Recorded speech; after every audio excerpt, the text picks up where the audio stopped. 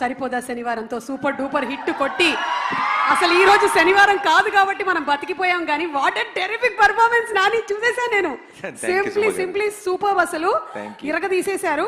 So ఇప్పుడు ఈ cinema అంతా కూడా about human relationships and maths కాబట్టి మీకు బెస్ట్ స్కోరింగ్ సబ్జెక్ట్ ఏంటో చెప్పండి. Special English. స్పెషల్ ఇంగ్లీషా అంటే తెలుగు లేకపోతే స్పెషల్ ఇంగ్లీష్ ఉండేది కదా? అక్కడ ఏం రాసినా నడుస్తుంది, కథలు రాయాలి. ఎక్కువ ఆన్సర్ షీట్స్ రాసామంటే ఏదో ఒక మార్కులు వేసేస్తారు అంతే. కథలు రాయడమే, అక్కడ కథలు రాయడమే, ఇక్కడ కథలు రాయడం. సరే, ఇక్కడ మాకు చిన్న కథ చెప్పండి. మీరు చిన్నప్పుడు విన్న చిన్న కథ ఏదైనా జస్ట్ 2-3 లైన్లో చెప్తే చాలు.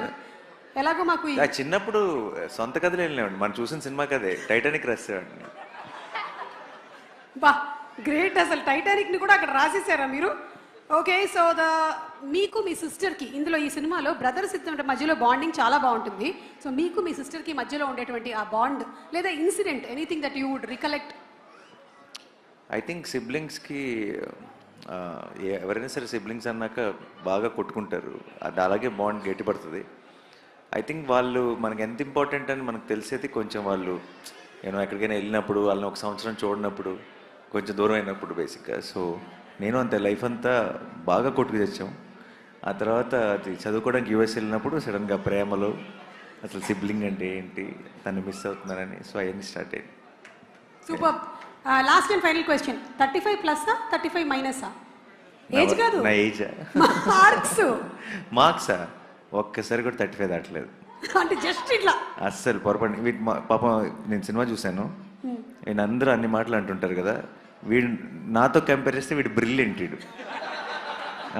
పొరపాటును కూడా వాడు కనీసం 1 ముందు 0 పెట్టాలా, 1 తర్వాత 0 పెట్టాలని డౌట్ ఉంది నాకు. అసలు 1 తర్వాత 2 ఎందుకు రావాలి, 2 ముందు ఎందుకు రాకూడదు అనే డౌట్ ఉండేది. సో ఒక రకంగా చెప్పాలంటే నేను సినిమా చూస్తున్నంతసేపు వీడితో తెగ రిలేట్ అయిపోయి ఇదేదో నా బయోపిక్ తీస్తారన్నట్టు ఫీల్ అయ్యాను. Super super. ఫండమెంటల్స్ ని క్వశ్చన్ చేస్తున్నారు చాణక్య గారు, మీరు ఎలా ఫీల్ అవుతున్నారు? అంటే ఈయన క్యారెక్టర్ పేరు చాణక్య. ప్రస్తుతానికి అన్న బయోపిక్ అన్నాడు కాబట్టి నేను చాలా గర్వంగా ఫీల్ అవుతున్నా. ఆయన ఫండమెంటల్స్ ని క్వశ్చన్ చేసింది కాబట్టి ఇక్కడ దాకా వచ్చిండు. ఆయన బయోపిక్ లో పెద్ద విలన్ మీరే, అర్థమవుతుందా? సినిమా చూసిన తర్వాత అర్థమవుతుంది అందరికి. విలన్లు ఉంటేనే కదా హీరోలు అవుతారు. బా కొట్టేశారబ్బా మార్కులు. ఈ ఒక్క దెబ్బతో నేను స్టేజ్ మీదకి వెళ్ళిపోతున్నాను. డైరెక్టర్ గారిని తీసుకొని, సార్ రండి సార్, నందకిషోర్ గారు